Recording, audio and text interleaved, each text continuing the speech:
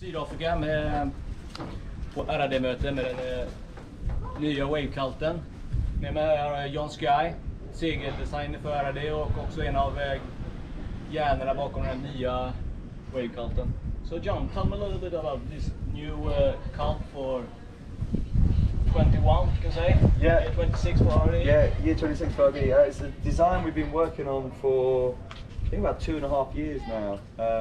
It came from, I tested a prototype from a guy at home in Gran Canaria, and this board was just amazing. It was like, I've never sailed on a board that was so good in kind of like the onshore conditions we have there. Had so much speed, so much drive, was turning amazing, just everything I did was amazing. I was like, wow, this thing's a machine. I tried jumping it was super controllable, fast. I was like, okay, well, this is an amazing board for me. And then we got a few other guys to try it, and everyone, whatever their level, whether they were kind of like, you know, trying to do their first turns or ripping, everyone was just like, wow, this board's amazing, and everyone wanted it. So then I took it to Roberto, and we started prototyping from that, trying some different sizes. I have like an 85 that I've been using for almost 2 years now, prototype. So it was clear it worked really well in onshore, and then we started taking it to other places and just realised that it was phenomenal everywhere. From I've used it in, you know, over mast high, like cross off down the line, to onshore tiny waves, and it's just so universal. And yeah. So from now on you will only have one wave board. Yeah. That's enough to cancel the Yeah, hardcore, yeah. and the cult will take all the all the wave sailing. Yeah, the big difference for me, like for many years, I mainly used the Wavecult, which is a kind of like slightly flatter, faster board, and for 90% of my sailing, it's the perfect board. And every now and then, when you have like the perfect down the line conditions, the sort of problem with the board like that is you start to, when you go really fast and you try and go into a bottom turn, it's kind of hard to get it to turn. And this thing, one of the great things about it is it's got a super complex bottom shape with channels, and within these channels there's like subtle concaves running through it all. And what it does, it gives you so much drive for the turns, and that drive is also basically the same as sort of grip.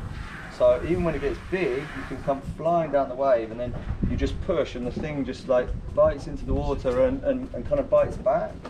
So so with that, you sort of get this really like crazy grip and speed, and so I think for that reason particularly, it's sort of working. I've got it to work everywhere, and never really felt I wanted the other board. So.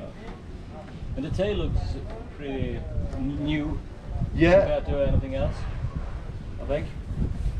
It's pretty wide. Yeah, well, it's very wide at this point. Kind of like I don't know too much about the full technical details, but the main goal is to try and keep like quite a parallel outline. So when you're in the bottom turn, you have this like straight rail that you can really drive against. But then obviously, if that carries on, you come into a big wide tail, and there's no way of turning it.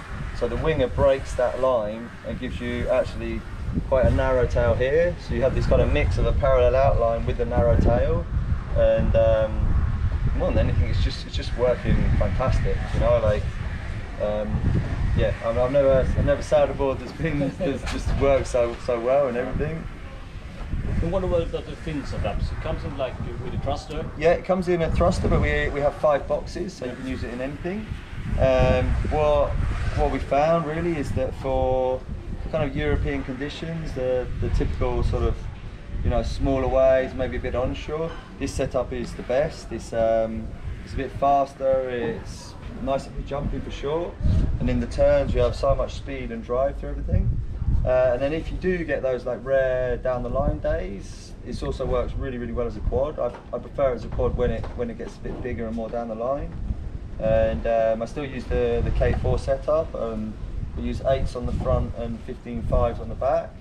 And then just with this small change, you get even more. Just sort of it allows you to change the lines a little bit more in the turns, which is something more when you're flying down the line and trying to read the wave as you go.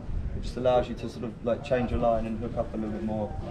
But both setups work great, and Yeah. Last question. What about sizing for choosing the board? This one is 81, 88.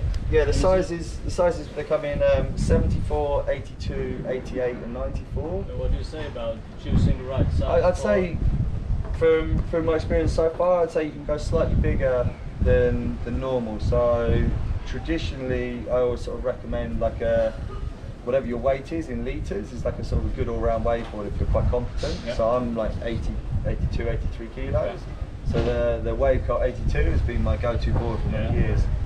With this, I found that like the 85 was kind of doing the same, or an 85 prototype was doing the same thing. And then during the photo shoot, I ended up sailing the 88 all the time, which normally for me I'd consider like a slightly bigger board. And it was totally fine, even when I was like on 3.7 doing jumping and everything. So yeah, my recommendation, if you're sort of between two sizes, towards the larger one.